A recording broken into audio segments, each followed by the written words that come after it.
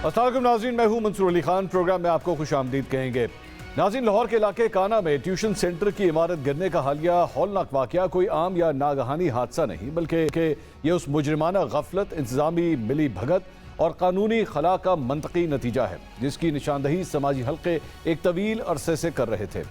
इस अफसोसनाक वाक़े में कई मासूम तालिब इल्म शदीद जख्मी हुए, जबकि कुछ अपनी ज़िंदगी की बाजी भी हार गए, जिसने एक बार फिर वालदैन, सिविल सोसाइटी और हुकूमती ऐवानों को हिला कर रख दिया है।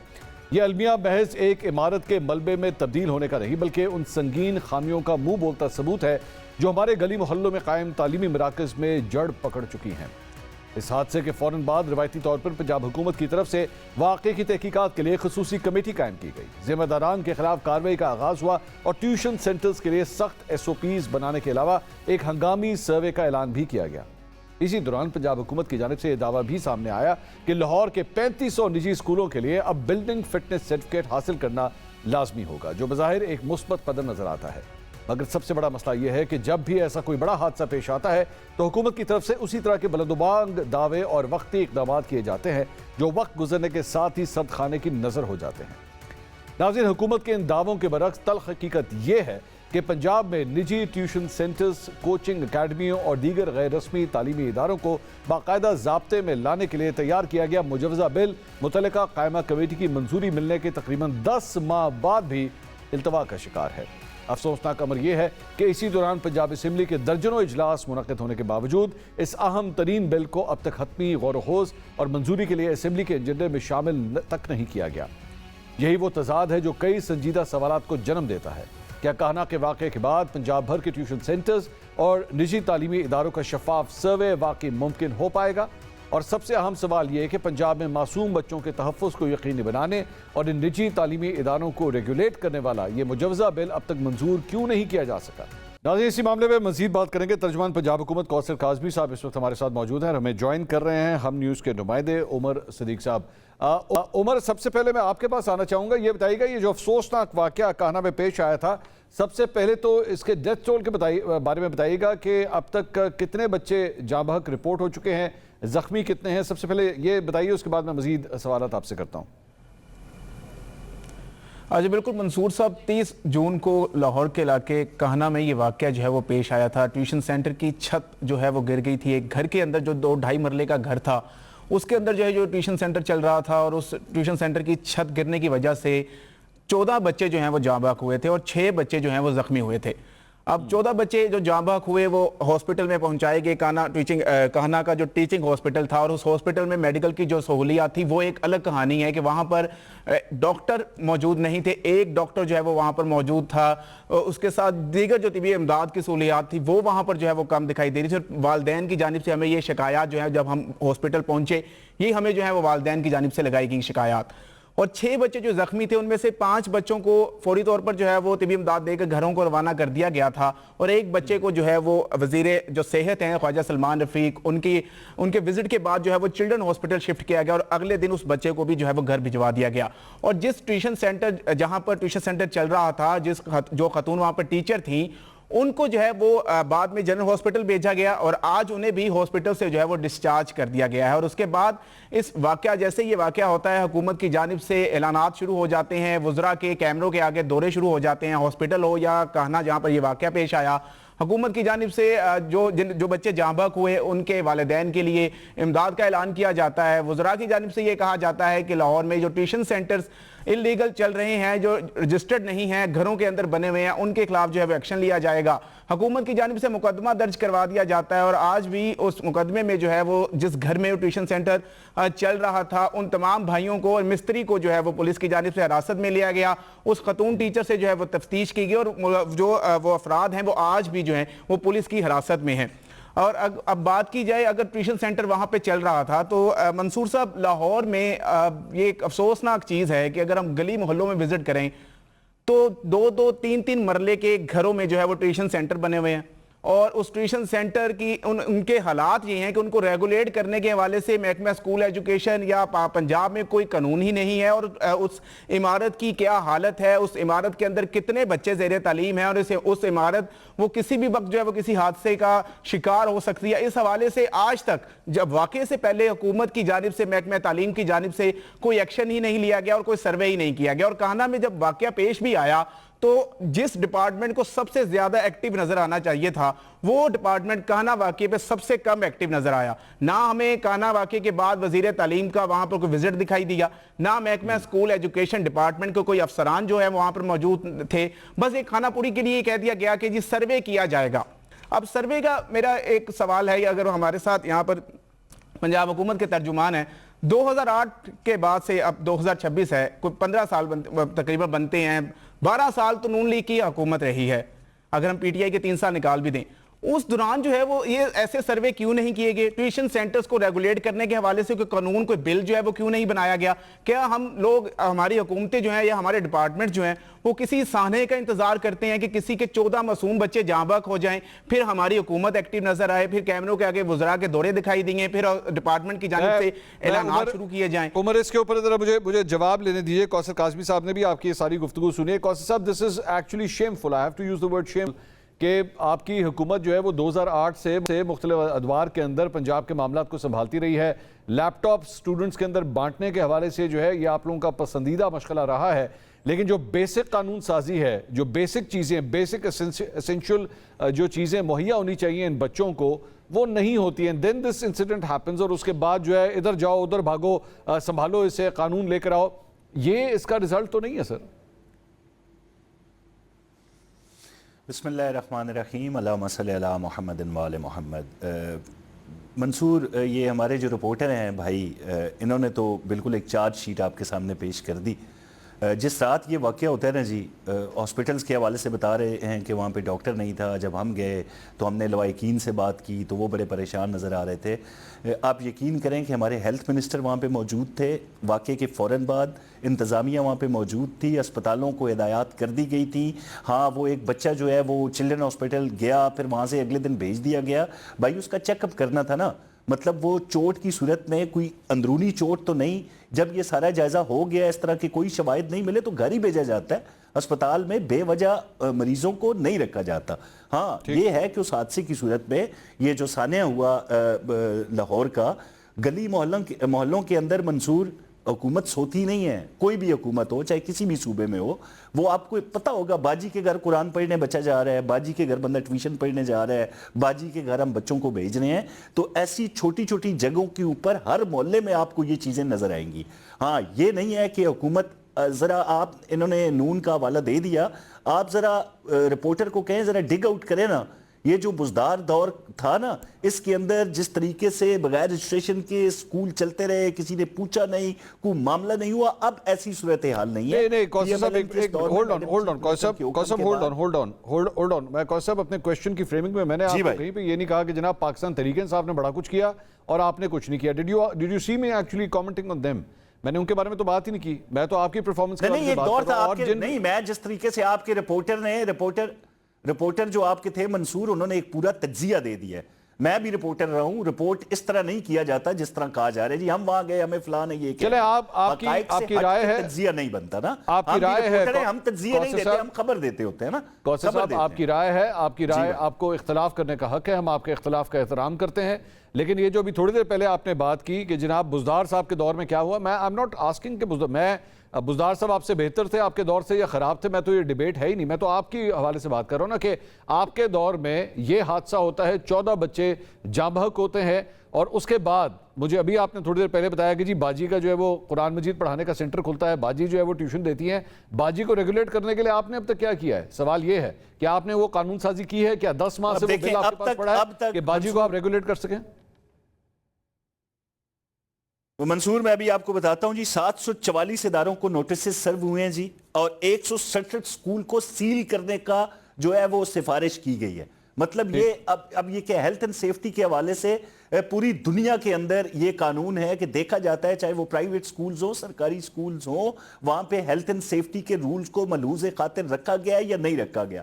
बिल्कुल इसी तरह पंजाब के अंदर भावकम मैडम चीफ मिनिस्टर, ये सिलसिला शुरू हो चुका है। आज मीटिंग थी, सीईओ एजुकेशन थे, तीनों महकमे थे, सीएमडब्ल्यू था या दीगर अफराद ने ये मिल के वहां पे बैठे हैं कि सबसे पहले जो प्राइवेट स्कूल जो अकेडमीज चल रही हैं हम उनको देखेंगे, उसके बाद उनको फिटनेस सर्टिफिकेट जारी किया जाएगा, क्योंकि ये इमारतें तामीर हुई हैं, ये इमारतें मतलब वो जो लोकल मजदूर और मिस्त्री होते हैं, जिस तरह का ये सान्या हुआ कि एक तरफ बच्चे पढ़ रहे थे, दूसरी तरफ छत पे मजदूर चढ़े हुए थे, वो जो छत था उसने वजन बर्दाश्त नहीं किया और वो गिर गया।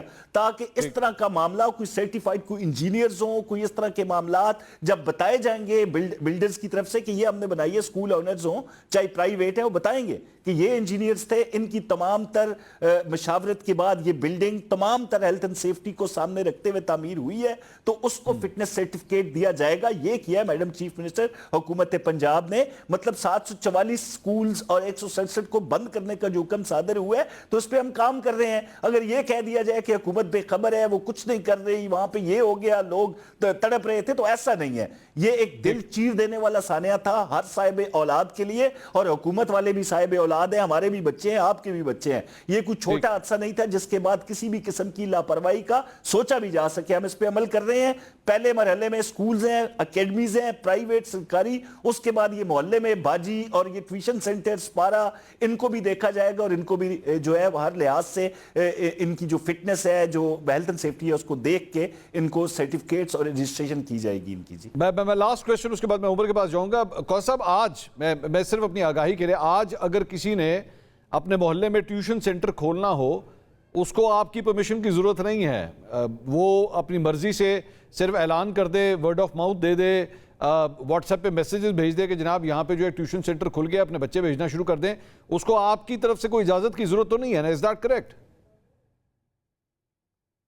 देखें मंसूर, अफरादी कुव्वत के हवाले से मतलब कमी का शिकार तो हर हुकूमत होती है। मतलब इस तरह नहीं हो सकता कि पूरे पंजाब की हर मोहल्ले और गली को जांचा जाए, देखा जाए कि वहां पे कितनी बाजियां ट्यूशन पढ़ा रही हैं। ये मुमकिन नहीं है, प्रैक्टिकली मुमकिन नहीं है। लेकिन आज जो मीटिंग होती है, मैंने ये सवाल नहीं किया सर, मैं यही कह रहा हूं भाई, मैंने सिर्फ प्रोसीजरल आपसे पूछ रहा हूं कि अगर जिस तरह जिस बाजी का आपने जिक्र किया, वो बाजी अगर इस वक्त टीवी देख रही है, तो आप क्या बतौर तर्जुमान पंजाब हुकूमत उसे बता सकते हैं कि जनाब बाजी, अगर आपने कोई ट्यूशन सेंटर खोला, आपको हुकूमत पंजाब से पहले परमिशन लेनी है या नहीं लेनी है? ये जरा क्लियर कर दीजिए ना, ताकि बाजी को पहले से पता हो कि जनाब मैं आपको बता रहा हूं खोल सकती हूं या नहीं। देखें मंसूर, हम इस तरह के किसी और साने के मुतमल नहीं हो सकते।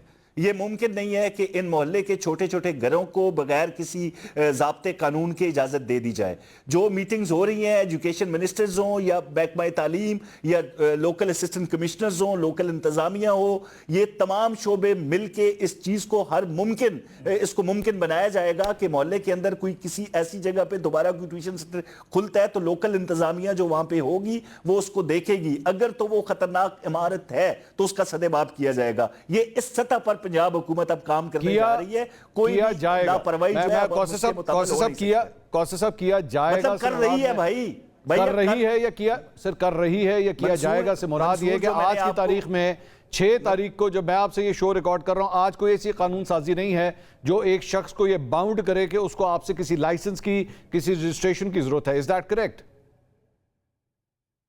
मंसूर, मैं बिल्कुल इस तरह मैंने नहीं कहा जिस तरह आप बता रहे हैं। मैंने बताया है कि स्कूल जो हैं इतनी तादाद में सील करने की सिफारिश की गई है। एकेडमीज के हवाले से, फिटनेस सर्टिफिकेट के हवाले से ये पहले मरहले में प्राइवेट और सरकारी स्कूल्स को देखा जा रहा है, और वेरी नेक्स्ट जो स्टेप है वो इन ट्यूशन सेंटर जो मोहल्ले में खुले होते हैं। ये हुकूमत इस पर ऑलरेडी हिदायत जारी कर चुकी है, काम हो चुका है, किया जाएगा नहीं, हम ये करने जा रहे हैं और कर रहे हैं। तो ये दोनों चीजों में बहुत बड़ा तजाद है।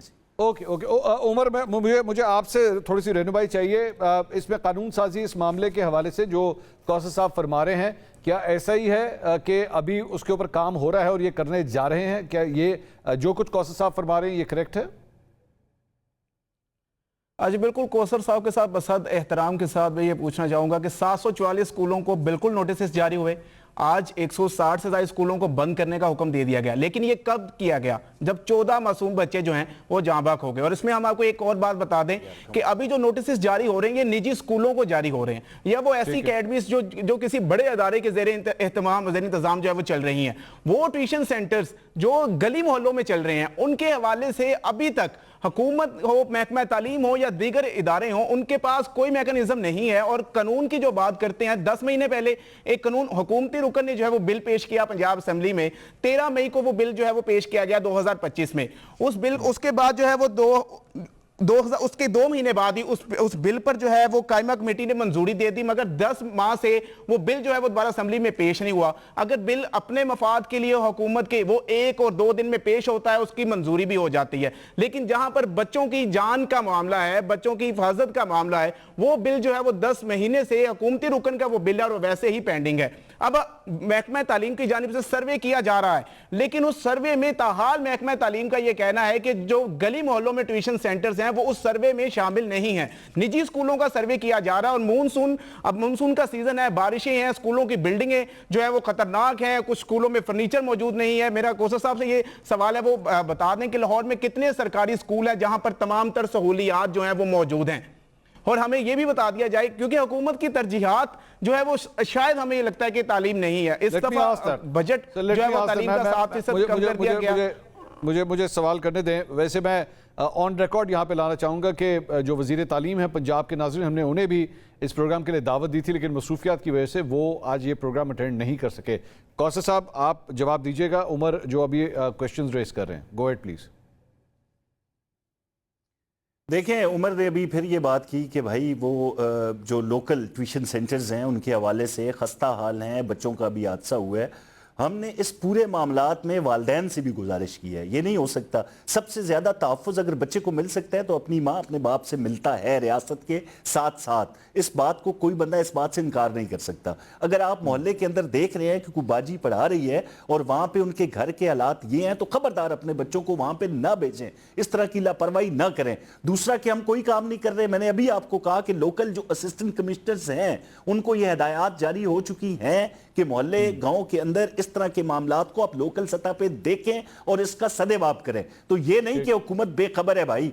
तो तालीम के हवाले से बड़ी उमर ने जो बात की, मुझे बड़ी हैरत हुई। अभी बजट उठा के देख लें, तालीम के हवाले से मैडम चीफ मिनिस्टर की तरजीहात क्या हैं, तो आपको बिल्कुल पता चल जाएगा। और कंपैरिजन कर ले बाकी सूबों के साथ, और फिर भी अंदाजा होगा आपको कि हमारी तरजीहात में तालीम किस कदर अहमियत की आमल है। तो इस तरह की बात तो मुझे बड़ी मज़क्का खेज बात लगती है कि एजुकेशन के हवाले से हम पे ये इल्ज़ाम लगाया जाए कि हमें कोई संजीदगी नहीं पाई जाती। भाई बहुत शुक्रिया कौसर काज़मी साहब। और उमर सदीक हमारे साथ मौजूद थे।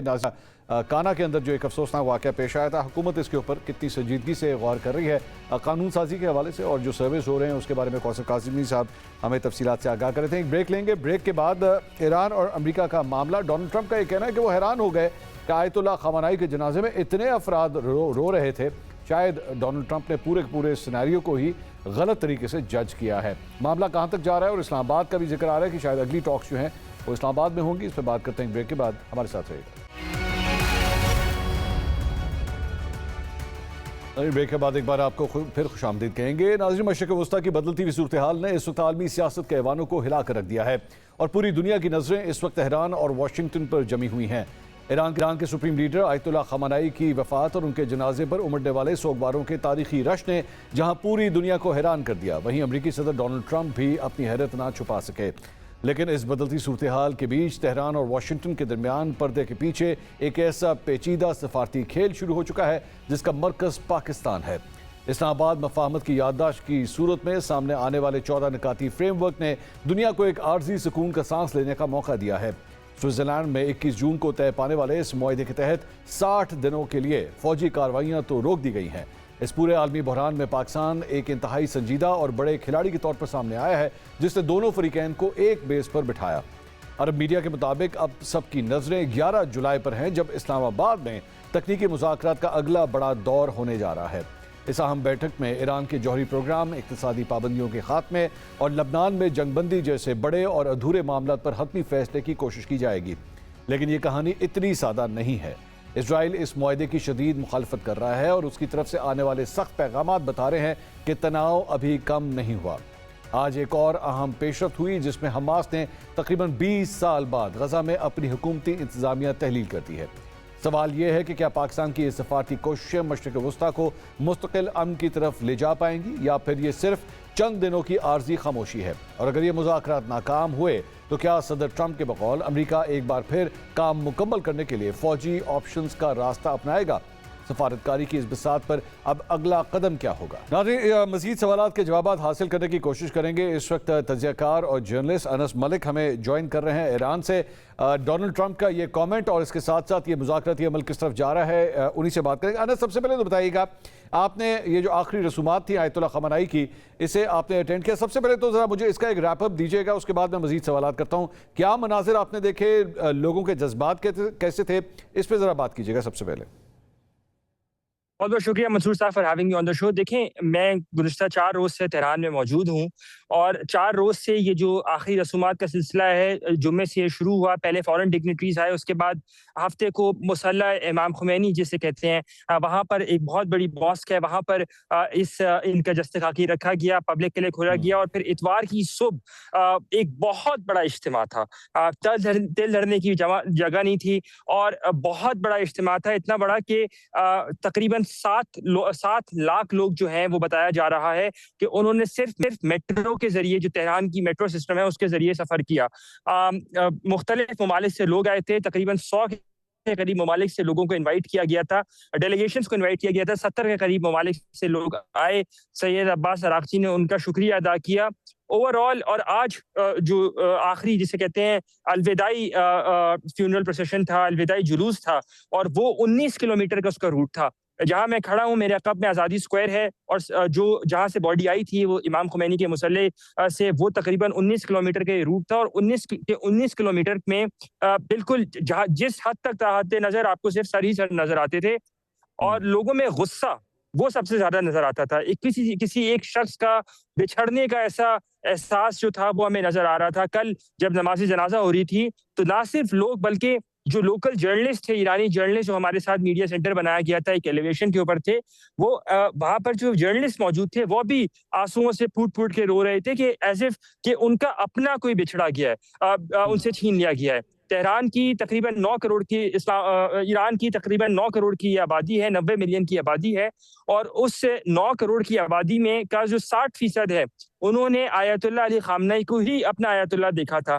गोया 36 साल जो उनका रूल रहा, उन्होंने ये 60% आबादी के साथ का उनसे इख्तिलाफ भी अगर रहता था तो उन्हीं से रहा, उन्हीं की पॉलिसी से रहा, सुना, फॉलो किया, नहीं किया वो आयतुल्लाह अली खामनेई को ही किया, जो कि ईरान के तीसरे सदर भी रह चुके थे 2 साल के लिए और फिर 36 साल तक वो सुप्रीम लीडर के तौर पर थे। तो ओवरऑल एक मिक्स बैग था, लेकिन जो बड़ा मैसेज यहाँ से निकला वो सेंस ऑफ यूनिटी का था। जो इंटरनेशनल मैसेजिंग थी कि जिस तरह से वेस्टर्न इंटेलिजेंस असेसमेंट थी या जो रिपोर्ट्स आ रही थी यूएस मीडिया के अंदर या इजरायली मीडिया के अंदर कि बस आज नहीं तो कल, कर नहीं तो परसों रिजीम गिर जाएगी, वो आंसर वो जो एलिमेंट था वो इस फ्यूनरल के जरिए मल्टी डे इवेंट जो है ये 6 दिन 7 दिन तक चलेगा, लेकिन इस फ्यूनरल के जरिए वो जो इंप्रेशन था उसको खत्म कर दिया गया है। जी अनस, इस सारे मामले के अंदर मैं I want you to give me a word on the delegations के पाकिस्तान से तो जाहिर बात है एक बहुत हाई प्रोफाइल डेलीगेशन जो है वो गया इन रसूमात को उसने अटेंड किया, जिसमें field marshal, prime minister, chief minister Sindh, Bilawal Bhutto, ये सब इसके अंदर शामिल थे। मतलब ये सिग्निफाई करता था कि पाकिस्तान जो है वो कितनी हाई वैल्यू देता है अपनी इस प्रेजेंस को। लेकिन अगर मैं एक कमेंट लेना चाहूँ आपसे, दीगर ममालिक के जो डेलीगेशंस आए, चाहे वो भारत से हो, सऊदी अरब से हो, अफगानिस्तान से हो या इस तरह दीगर ममालिक से हो, उसको किस तरह एनालाइज करेंगे आप? देखिए, जैसे मैंने आपको बताया कि 100 के करीब जो है वो गैर मुल्की वफूद को दावत दी गई थी 100 के करीब ममालिक से। 70 के करीब ये डेलीगेशन है, जिसमें 12 के करीब जो डेलीगेशन थे वो सरबरान हुकूमत या सरबरान मुमलिकत की सतह के ऊपर थे, जिसमें ताजिकिस्तान के सदर भी आए, जॉर्जिया के सदर भी आए। जो सबसे ज्यादा हाई पावर डेलीगेशन था वो पाकिस्तान का था। और उसके बाद फिर हमने देखा कि जी डिप्टी प्राइम मिनिस्टर के लेवल के ऊपर डेलीगेशंस थे। पाकिस्तान की जो सिर्फ पर्टिकुलर डेलीगेशन था उसको लेके काफी ज्यादा उसकी पजीराई की गई कि इन अनसर्टेन टाइम्स के अंदर एट ए टाइम, जबकि ईरानी साइड ने इस बात को एलेज किया कि अमरीकी साइड ने एक मेमो भेजा था अपनी एम्बेसीज के थ्रू तमाम तर कैपिटल्स को कि ईरान के में जो होने वाली रसूमात है उसमें शिरकत ना की जाए। उसके बावजूद भी सैयद अब्बास अरागची ने 70 के करीब कंफर्म किया कि 70 के करीब इंटरनेशनल डेलीगेशन आए थे। तो ईरान के लिए बज़ाहिर एक बहुत बड़ी विक्ट्री है, क्योंकि एक इल्यूजन क्रिएट जो जिस तरह से किया जा रहा था कि शायद वो आइसोलेट हो गए हैं, शायद वो उनके साथ कोई खड़ा नहीं है। ये सिर्फ पॉलिटिकल मैसेजिंग नहीं है, बल्कि आउटर वर्ल्ड के लिए डिप्लोमेटिक मैसेजिंग भी ईरान की ये की जा रही है, जो कि इनकी गवर्नमेंट के लिए भी, जो मसूद पेज़ेश्कियान लेड गवर्नमेंट है, जब आज से 2 साल पहले, आज 6 जुलाई है, आज ही के दिन 2024 में मसूद पेज़ेश्कियान का इलेक्शन कंफर्म हुआ था। सेकंड राउंड आज खत्म हुआ था। इस वक्त के जो अभी आईआरजीसी के सरबराह हैं अहमद वहीदी, उस वक्त ये इंटीरियर मिनिस्टर थे, इन्होंने ही मसूद पेज़ेश्कियान के इलेक्शन का रिजल्ट अनाउंस किया था। तो 2 साल के अंदर जो पंच लाइन थी उनके इलेक्शन में, वो गुड नेबरली रिलेशंस थे and good relations with everyone थी, क्योंकि एस्टैब्लिशमेंट ऑफ जिसे कहते हैं न्यू नॉर्मल था। तो ये एक बहुत जिसे कहते हैं ना एक शॉट इन द आई, एक बहुत बड़ा बूस्ट है, वो ईरान को डेफिनेटली हमें मिलता हुआ नजर आता है। जी। और अनस, ये जिस तरह आप ये कह रहे हैं कि पाकिस्तानी डेलीगेशन का जो एक फॉर्मेशन थी उसको पजीराई मिली है इस सारी चीज़ को, लेकिन अगर हम एक रिलेशनशिप्स के हवाले से बात करें पाकिस्तान और ईरान के हवाले से, एक नई डायमेंशन शॉर्ट टर्म के अंदर एटलीस्ट या मिड टर्म के अंदर आपको नजर आ रही है? क्योंकि जारी बात है पाकिस्तानी अवाम हमसे तो कम से कम यहाँ पे बार बार ये क्वेश्चंस किए जाते हैं कि पाकिस्तान ने बड़ा सेंट्रल रोल अदा किया मीडिएशन के हवाले से, लेकिन कॉन्टैक्ट्स के हवाले से विज़ चाहे वो कॉमर्स की बात हो, चाहे वो ट्रेड की बात हो, चाहे वो टूरिज्म की बात हो, उसके अंदर आप देख रहे हैं कि एक तब्दीली आएगी कम से कम शॉर्ट टर्म में और मिड टर्म में? सिर्फ शॉर्ट टर्म और मिड टर्म में नहीं, बल्कि लॉन्ग टर्म में भी हमें एक पॉलिसी शिफ्ट जो है वो ईरान का हमें नजर आ रहा है। बड़ा क्लियर कट हमें पॉलिसी शिफ्ट नजर आ रहा है। और ये कहना कि कॉमर्स या पेट्रोलियम या दूसरे एरियाज के अंदर कॉपरेशन हमें शायद अगले 2-4 दिन में तो खैर नहीं, लेकिन जब तक ये नेगोशिएशन प्रोसेस कंक्लूड होता है तो शायद हमें ईरान पाकिस्तान पाइपलाइन, जो आईपी गैस पाइपलाइन जिसको पाकिस्तान के एंड पे कंप्लीट करना है, उसके हवाले से कोई पेशरफ या फिर कोई नए पेट्रोकेमिकल वेंचर्स हैं उसके हवाले से पेशरफ के ऊपर जरूर हम होते हुए देखते हैं। और ईरानी साइड भी उसको उस पर इतनी ही कीन है, वो कॉग्निजेंट है पाकिस्तान के रोल को लेके। बल्कि यहाँ पर जब आप लोगों से बात करते हैं तो उनका ये खुद कहना है, बरमला उनका ये इजहार करना है कि जो आज ये हो रहा है ये मल्टी डे इवेंट है, अगर पाकिस्तानी मीडिएशन नहीं होती तो ये पॉसिबल नहीं होता। 28 फरवरी को आयतुल्लाह अली खामनेई की असैसिनेशन की गई, उनको शहीद किया गया। 28 फरवरी से 3 जुलाई तक, 3 जुलाई को ये आखिरी रसूमात का जो वीक है, मल्टी डे इवेंट है, वो शुरू हुआ। तो इन बिटवीन जितना भी जोर लगाया गया सीज फायर के लिए, बातचीत के लिए, मामले के हल के लिए, उसकी इनिशिएशन प्रिंसिपल मीडिएटर पाकिस्तान ही रहा है। और पाकिस्तान के रोल को लेके ना सिर्फ ईरानी गवर्नमेंट, बल्कि आप अगर मेट्रो पे सफर करें, आमतौर पे अगर आप सड़कों पे सफर करें, तो अगर आप उनको इंट्रोड्यूस, उनसे आप जब आपसे पूछते हैं कि आप कहाँ से, आप बताते हैं कि पाकिस्तानी जर्नलिस्ट हैं, तो उनके लिए 2 नाम कोई अजनबी नाम नहीं है। फील्ड मार्शल सैयद आसिम मुनीर का नाम उनके लिए कोई अजनबी नाम नहीं है। पाकिस्तान के वजीर आजम शहबाज शरीफ का नाम उनके लिए कोई अजनबी नाम नहीं है। उनको उतना ही रटा हुआ है जैसे कि पाकिस्तान में बैठे हुए किसी आम शहरी को अपनी आर्मी चीफ या अपने फील्ड मार्शल के बारे में जानता है। और एक बड़ा it is a pleasant surprise, क्योंकि जब आप यहाँ पे आते हैं तो it gives you a sense of pleasure, sense of pride as well, कि आपके मुल्क को लेके इस तरह से बात की जा रही है कि दुनिया में इतने ममालिक थे और किसी ने मीडिएशन के लिए बात करने की कोशिश नहीं की। पाकिस्तान ने ये कोशिश की और फिर पाकिस्तान की बदौलत ही, उन्हीं एफर्ट्स की बदौलत आज हम जो सीन्स देख रहे हैं ईरान में, वो उसी की वजह से पॉसिबल है। जी अनस, मैंने और आपने स्विट्ज़रलैंड के अंदर जो मुज़ाकराती अमल था, जो समिट हुआ, उसको हमने दोनों ने मिलकर हमने कवर किया। वहाँ से लेके मामला जो है वो दोहा की तरफ जाता है और अब बात हो रही है कि इस्लामाबाद के अंदर जो है वो दोबारा ये टॉक्स हो सकती हैं।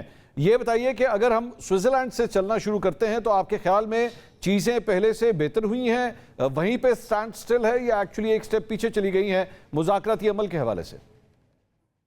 देखिए, 2-3 चीजें हैं। इट डिपेंड्स कि आप इसको किस तरह इवैल्यूएट करना चाहते हैं। मेरे ख्याल से चीजें आगे बढ़ी हैं, उनमें मूवमेंट आई है, लेकिन एट द सेम टाइम लचक दिखाने की दोनों तरफ को जरूरत है। जो बर्गनस्टॉकर इस्लामाबाद में, गोया इस्लामाबाद में बातचीत का सिलसिला हुआ था 11 अप्रैल को, उसके 70 रोज बाद 21 जून को जो है वो बर्गनस्टॉक में बातचीत का सिलसिला हुआ। और फिर 29 तारीख को इनफैक्ट जो है वो बातचीत का सिलसिला हुआ दोहा में। बर्गनस्टॉक इस्लामाबाद की जो बातचीत थी वो बराह रास्त बातचीत थी। दोहा में जो बातचीत का सिलसिला हुआ वो इनडायरेक्ट बातचीत का सिलसिला था। तो इसका मतलब ये कि जो आयरन आउट है चीज़ों को वो अभी तक नहीं हो सकी और इसीलिए मामला अब इसी तरह ये पॉइंट आउट किया जा रहा है कि इस्लामाबाद की तरफ शायद मूव करे कि जहाँ से बातचीत का सिलसिला शुरू हुआ था, क्योंकि इस्लामाबाद के पास वो पोटेंशियल है, वो कैपेसिटी है, वो कैपेबिलिटी है और वो गुडविल है दोनों साइडों पर कि वो किसी की साइड लिए बगैर एक मुखलिस सालिस के तौर के पर एक मुखलिस सालिस होने के नाते ये इस पूरे मामले को आगे लेके चलेगा बगैर किसी कंट्री का नाम लिए। मैं और आप बर्ग स्टॉक में मौजूद थे और हमने देखा कि किस तरह बातचीत का सिलसिला जो है अगर रुक रहा था तो जो गलत रिपोर्टिंग जिस तरह से की जा रही थी वेस्टर्न मीडिया से और दूसरे मीडिया के अनासिर से, उसको लेके उस तनाजुर में अब इसको अगर आप कंपेयर करें पाकिस्तानी प्रोसेस से जो इस्लामाबाद में हुआ था, वो सबसे तवील होने वाली बातचीत का हिस्सा था। 21 घंटे तक वो मुज़ाकरात चले थे। तो अब भी ये जो हमें सेंस मिल रहा है कि बातचीत का सिलसिला तकनीकी सतह के ऊपर भी इस्लामाबाद आइंदा आने वाले हफ्तों के अंदर वापस आ सकता है। जी बहुत शुक्रिया अनस मलिक आपका तजकार। और अनस मलिक तेहरान से हमारे साथ मौजूद थे। ईरान अमेरिका के मामलात अब कहाँ तक पहुँचे हैं, इस्लामाबाद का नाम एक दफ़ा फिर लिया जा रहा है कि मुज़ाकराती अमल जो है वहाँ तक पहुँच सकता है। साथ ही साथ जहाँ पे नए फैसलों की बात हो रही है, नई राहों की बात हो रही है, तो पाकिस्तान क्रिकेट बोर्ड ने पुराने रास्ते को एक दफ़ा फिर जो है वो चुना है और बाबर आजम को पाकिस्तान की टेस्ट क्रिकेट टीम का कप्तान एक दफ़ा फिर बना दिया गया है। क्या ये फैसला सही है, फैसला गलत है? डॉक्टर नुमान नियाज साहब एक ब्रेक के बाद हमारे साथ मौजूद होंगे, हमारे साथ रहिएगा।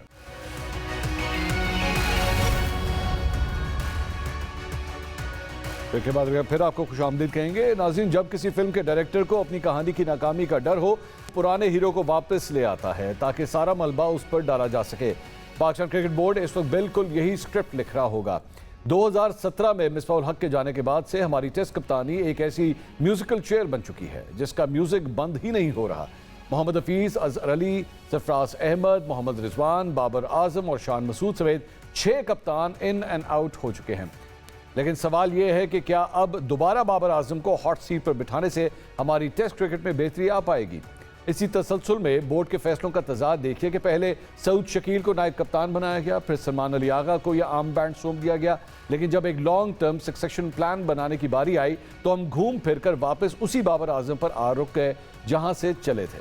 क्या हमारी बेंच स्ट्रेंथ में फ्यूचर लीडरशिप का कोई एक मुतबादिल भी मौजूद नहीं था, या हम कोई नया स्पेशलिस्ट रेड बॉल लीडर ढूंढने में मुकम्मल फेल हो चुके हैं?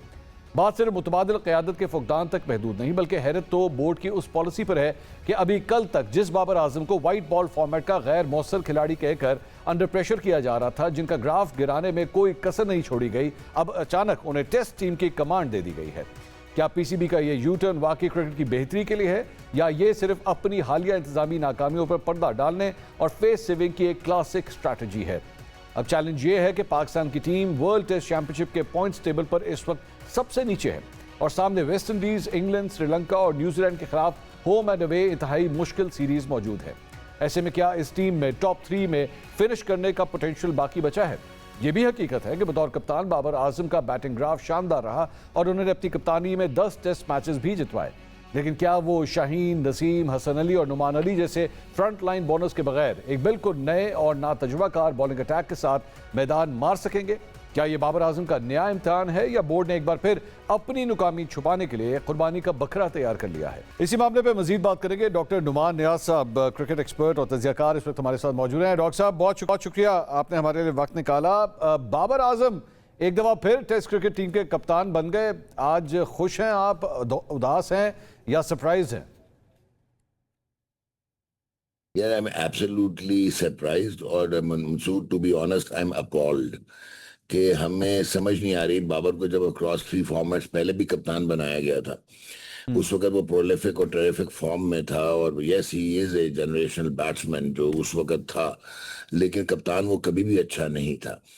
सेल्फ अवेसिव भी है एंड देन कम्युनिकेशन के भी इश्यूज हैं, इंट्रोवर्जन भी आपको नजर आती है। तो मुझे ये हैरत ये है कि आप मुड़ तोड़ के आपने 32 महीने में 10 कप्तान बदल दिए, यानी कि रिसाइकिल करते रहे आप कैप्टनसी। ऐसे लगता है कि जिस वक्त हीट आती है हारने के बाद तो अपने आप को एक्सोनरेट करने के लिए कप्तान पे मलबा गिरता है। जो ये शान मसूद मुझे नहीं समझ आती कि आपने उसको 16 टेस्ट मैच दे दिया एज कप्तान, जबकि वो 3 सीरीज के बाद ही वाज एक्सप्लिसिटली एक्सपोज्ड कि कप्तानी उसका कप ऑफ टी नहीं है। और अब आपने मलबा बांग्लादेश का भी उस पर डाल दिया।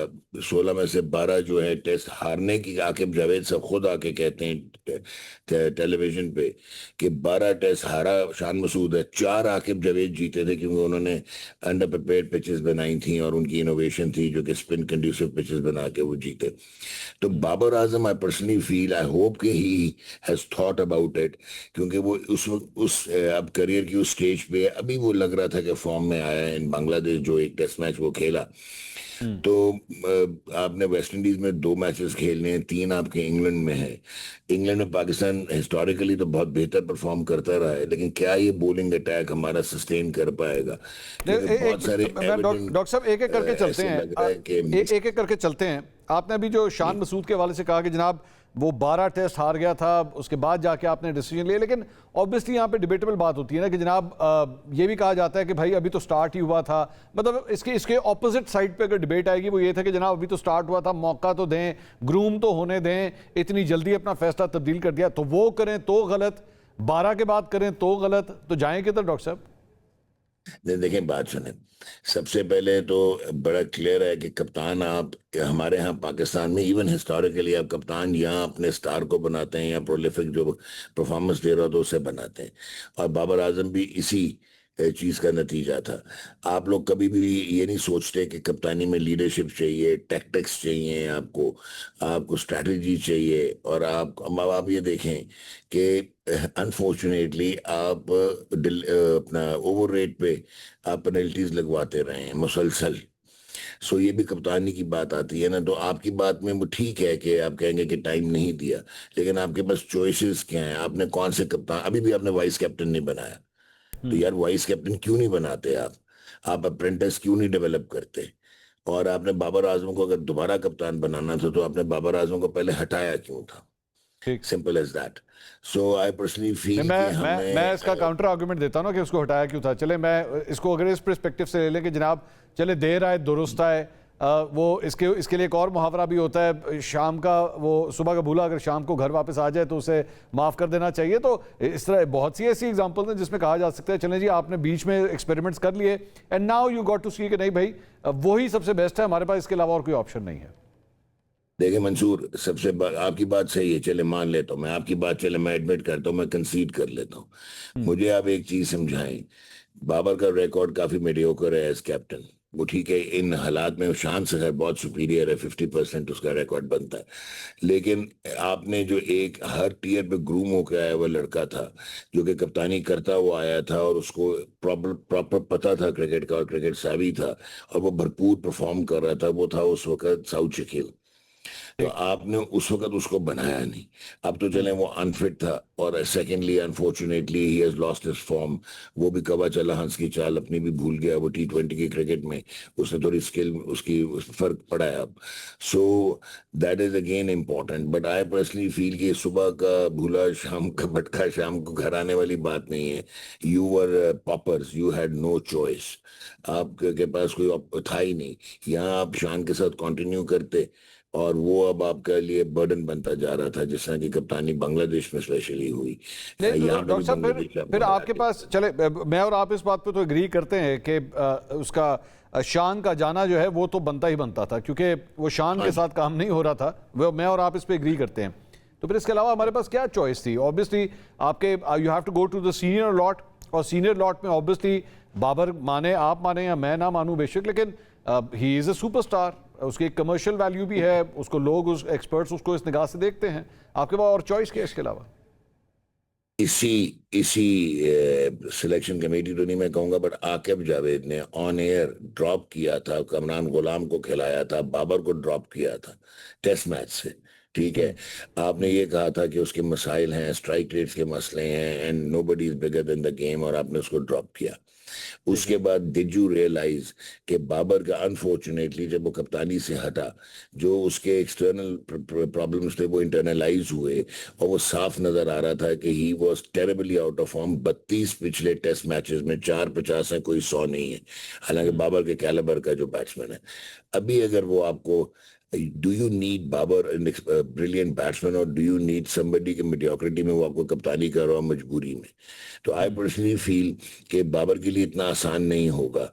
फिर आप मंसूर ये देखो जो उसकी स्ट्रेंथ वो क्या है, आपकी बॉलर्स आपके पास, मेरा नहीं ख्याल है इवन आपके ये जो फास्ट बॉलर्स हैं ये इतने फिट हैं फिजिकली कि आपको टेस्ट मैच में रन थ्रू करवा सकें। सो ही विल हैव प्रॉब्लम्स और अपनी फॉर्म को भी उसने स्टेबल रखना है। अभी तो उसका कर्व बेहतर होना शुरू हुआ था 3 साल के बाद। ये जो आपने डॉक्टर साहब बात की है ना, मुझे एक शरारत करने की इजाज़त दीजिएगा। ये जो भी आपने बात की है, मैं डॉक्टर साहब का ये क्लिप जो है ना मैं सेव करके रख लूंगा कि बेशक बाबर आजम को कप्तान तो बना दिया गया लेकिन उसके फास्ट बॉलर्स का जो आर्सेनल है वो खाली है। उसके बाद ऐसे फास्ट बॉलर्स ही नहीं है। तो कल को अगर बाबर कभी फेल हुआ ना तो मैं डॉक्टर साहब के क्लिप चला सकूंगा। देखें डॉक्टर साहब पहले ही कहते थे इनको चंगे फास्ट बॉलर नहीं है। तो उसे पहले भी याद है एक दफा क्लिप रखी ऐसी, मैं कहता कि बाबर वापस आएगा, आप कहते थे it's end of Babar Azam and he came back. ये पाकिस्तान है बॉस, आप माने या ना माने, मिसप्लेस प्रायोरिटीज हैं और सेल्फ एवेसिवनेस आपको नजर आती है। आपकी टेस्ट टीम, आपका खुद आकिब जावेद कह के गया यार एक नेशनल ब्रॉडकास्टर पे कि जी ये लड़के 80 T20 खेलते हैं, पाकिस्तान 4 से 5 टेस्ट खेलता है, 35 T20 खेलता है और 8 से 10 वनडे खेलता है, तो हमारी टेस्ट टीम का तो बुरा हाल होना ही है। अनफॉर्चुनेटली अपने आप को बचाने के लिए मंसूर, अब मैं आपको सुना भी होगा लेकिन मैं रीइंफोर्स करने लगा हूं, Aqib Javed on air said कि जी फास्ट बॉलिंग अब इसलिए नहीं है हमारी कि 20 से 24 कैमरे लग जाते हैं, यानी कि वो रिवर्स स्विंग, उन्होंने खुद बोला कि रिवर्स स्विंग नहीं होती, यानी कि ही वाज इम्प्लाइंग कि हमारे जितने भी ग्रेटेस्ट फास्ट बॉलर्स थे वो बॉल टैंपरिंग करते थे। फिर उन्होंने कहा कि जो स्पिनर्स हैं वो उस वक्त तक आउट करती रही, वो ईरा में सिक्लैन और वो जो था आपका सईद अजमल के दूसरा था। जब उन्होंने कहा जी एल्बो का रूल बदला, एंगल बदला 15 डिग्री वाला, तो दूसरा भी खत्म हो गया, यानी कि इम्प्लाइंग कि सिक्लैन जैसा प्योरिस्ट कि वो भी जो है वो चेक करता था। तो अब आप खुद सोच लो माइंडसेट के बजाय कि वो पॉलिसी मेकिंग करें, आके पॉलिसी डिसीजंस नहीं, तो आपकी क्रिकेट एक कंप्लीट कियोस है इस वक्त मंसूर। और आपके फास्ट बॉलर्स डॉक्टर साहब सॉरी डॉक्टर साहब, मैं सॉरी आपकी बात कर, आपने कहा cricket is chaos, do you think cricket is at chaos या test cricket is actually at chaos? क्योंकि अब मतलब ट्रेडिशनलिस्ट जो हैं वो ये भी बात करते हैं कि भाई वो जो असल में T20 का जो एक इन्फ्यूजन हुआ है, everyone is all the bowlers से कि भाई 4 ओवर करवा लें बस, ठीक है हमारा कोटा पूरा हो जाता है। कौन जाके टेस्ट के अंदर इतनी धूप में पूरा दिन खड़े होकर मार खाए? तो बेहतर है कि T20 खेलें। तो एक्चुअली जो हमारी यंगर लॉट है जिसकी वजह से हमें नई प्रोडक्शन नहीं मिल रही, that is because of T20 के हमारी टेस्ट का ये हाल हो रहा है। तो यार ये किसकी मिसमैनेजमेंट है? यहाँ तो फिर टेस्ट क्रिकेट खेलना बंद कर देना, जैसा जिम्बाब्वे ने एक जमाने में बंद कर दिया था, फिर आप भी बंद कर दें। आपका डोमेस्टिक स्ट्रक्चर जो है उसमें लड़के हैं जो कि बॉलिंग करते हैं लंबी लंबी। अभी मैंने नाम लिया शाहनवाज धानी ने एक्स्ट्राऑर्डिनरी ये सीजन खेला है, तीनों स्पेल तक उसकी 140 प्लस रहती थी, 42 उसने आउट किए हुए। अगर वो अनफिट नहीं है तो वो जाता था। अब अगर मुझे तो सर वो अनफिट होने के तो मिसाइल धानी के हैं ना सर डॉक्टर साहब, उसके तो फिर अपने मिसाइल हैं। तो फिर लेकिन बताया नहीं गया ना कि वो फिट है या अनफिट है, क्योंकि उसने पूरे सीजन में बॉलिंग करके आउट किया, अभी कैंप भी वो कर रहा था। सेकेंडली आपका मोहम्मद अब्बास का प्रॉब्लम क्या है? इकोनॉमी बेस्ड बॉलिंग करता है और यस वो आउट कर लेता है, बट वो उस तरह फ्लैशिंग रेगुलरिटी से सेशंस में आउट नहीं कर पाता। ये 5 वो आउट कर लेगा, गेंद हिला भी लेगा, लेकिन उसकी पेस नहीं है। So at the end of the day by the time वो विकेट लेने शुरू होते हैं तो आपका 100-150 लगा होता है। खुरम शहजाद अगेन नया बॉल से आउट करके देगा, he is the only one जो कि आउट कर सकता है। क्या वो तीसरा स्पेल दिन में कर सकता है? क्या उसके फिटनेस हैजर्ड्स जो है वो रिकवर हो गया है? मोहम्मद अली डेजी again a fantastic first class red ball bowler, pace का भी प्रॉब्लम आता है, टांगे खुल जाती हैं जब तीसरा स्पेल करने की बात आती है। उबैद शाह को आपने पिक किया है, बहुत नॉविस है, बहुत टैलेंटेड है, बहुत अच्छा है, लेकिन अभी आपने बहुत जल्दी पिक किया है। सो साकिब भी था, बहुत सारे और बॉलर्स थे जो सीजन फर्स्ट क्लास क्रिकेट खेल के 2-2, 3-3 सीजन। अब आप एक और चीज देखो, अमाद बट को आपने पिक किया और आपने आमिर जमाल को पिक नहीं किया for the tour of Bangladesh. हालांकि मैं कैटेगोरिकली ऑन एयर कहता हूं कि Aamir Jamal is a better prospect with a better track record in international cricket than अमाद।